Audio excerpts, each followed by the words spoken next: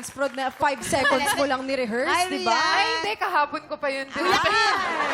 Kuya Kim, may katanungan Yes, lang. Ano Ano yan? ba yung it? It girl? Ano yun? Ano ibig sabihin nun? Pag sinabi mong it girl, kung merong 0.001 ng magaganda, matatalino at talagang sikat sa society, sila yon. Akala ko Akala malakas ko kumain. Hindi.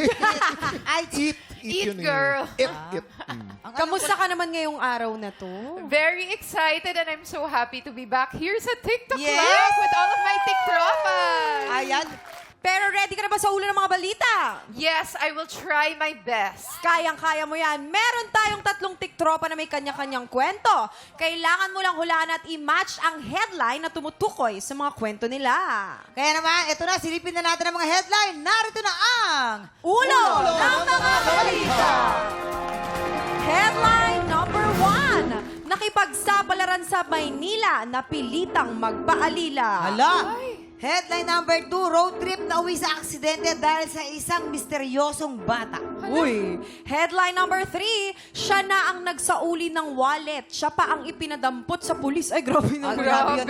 Headline Nalalaman- number 4, buong buhay hinanap ang ama, 5 taon lang nagkasama. Oh, di ba? At ito na ha, 3 dyan ang totoong headline, totoong kwento. Ang isa dyan ay panggulo lamang. Pero, maaari kang humingi ng tulong sa ating memamayan Ayan. at ang ating mga live audience. Ayan.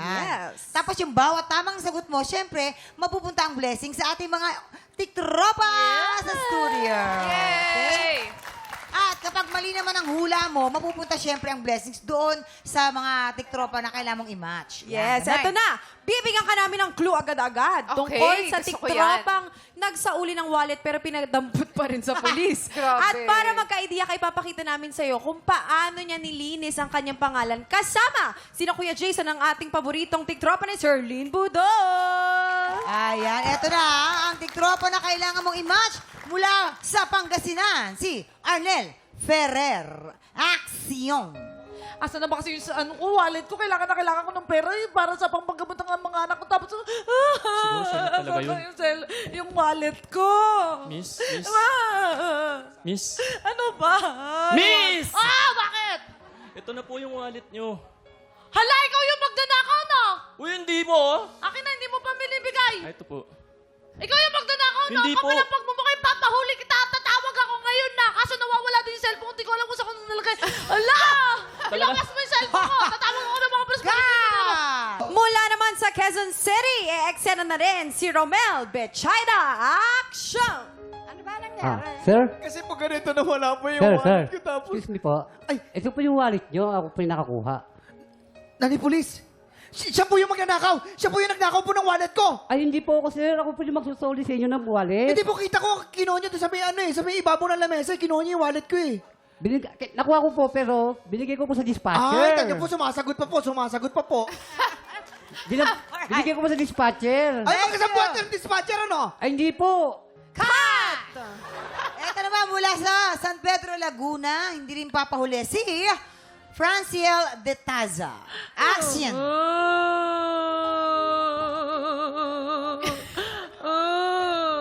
Ano yun? Ito po yung wallet nyo. Ito po yung wallet nyo. Ay, salamat ah. Magnanakaw ka pala. Bakit nasa iyo? Ulo! Nasa iyo eh. Binuli ko na yung wallet. Eh, bakit napunta sa iyo? Wala namang laman. Hindi, napunta sa iyo. Ikaw yung magnanakaw. Hindi, binalik ko. Ikaw nga yung Binalik ko!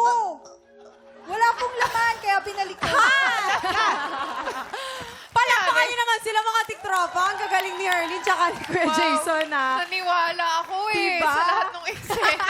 Sa tingin mo ngayon, sino sa kanila ang totoong nagsauli ng wallet pero pinadampot pa rin sa pulis? Kung may idea ka na, ipuwesto mo na sila! Samahan mo na sila sa Bahala baba. na. Rian, Okay. napita mo sila Rian at ipatong sa contact lens. Sa tingin ko, si Kuya Romel po ang nagsoli ng Talaga, wallet. nagsole. Yes. Kuya Ramel, So, akyat ka dito po. tayo. There. Teka muna, Rian, Yan. bakit siya napili mo? Bakit? Mukha ba siyang parang papadampot ng pulis? Ano, explain mo bakit siya napili? Dahil nung binabase ko yun sa acting, yung sa kanya yung pinaka-natural at believable, Ayun. na parang napagdaanan na. Sabi so sa feeling inyo ko eh. may pinanghugutan na past. Lumalabas Yan. ng kusa. Yes. And how about si Kaya ako Arnel? naniwala. Let's see, Arnel. Feeling ko dito ka sa... Sa buong buhay, hinanap Buong buhay, ang ama. hinanap ang ama, 5 taon lang nakasama. Ayan. How about si Franciel? Kasi meron siyang parang Bakit siya? sad look sa face. Sad look niya na sa parang face. feeling ko talaga. Ako, minsan Ano lang, Sige, tignan natin. Nagbaburot ang ngipin yan, kaya medyo masakit. Patingin nga. Charot. Grabe kayo. Ayan, okay. How about Si Franciel? Miss Franciel naman. Dalawa na lang yan.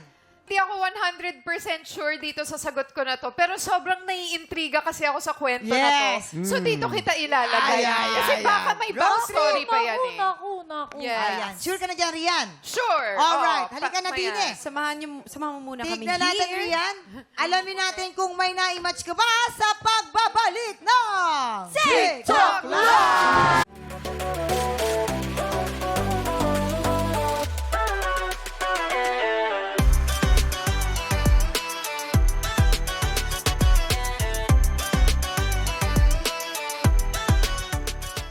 Tiktropa, pinanood mo hanggang sa dulo itong video na to at dahil doon, very good ka.